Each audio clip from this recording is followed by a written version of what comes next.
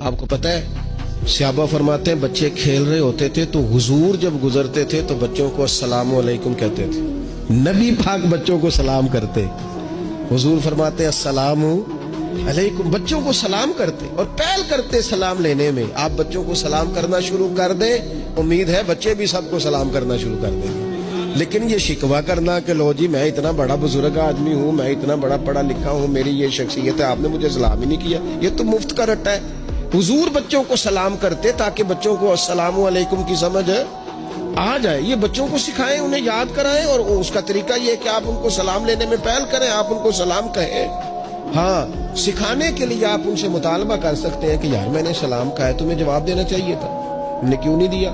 تاکہ ان کو سمجھ آ جائے کہ یہ السلام علیکم اور وعلیکم السلام یہ ایک سنت ہے. پھر اللہ کے پیارے رسول صلی اللہ تعالی علیہ وسلم بچوں کو چھوٹی چھوٹی چیزوں کے آداب سکھاتے. حضور تشریف فرما تھے تو ایک بچہ اندر آ گیا، السلام علیکم کہہ کے داخل ہو گیا. تو محبوب کریم نے بڑی محبت سے بڑے خوبصورت لہجے میں فرمایا بیٹا واپس جاؤ، پہلے اجازت لو، پھر سلام لو، جب اجازت مل جائے پھر اندر آنا. اس لہجے میں اتنی خوبصورتی تھی کہ اس بچے کے دل کی گہرائی تک میں سمجھتا ہوں بات اتر گئی ہوگی.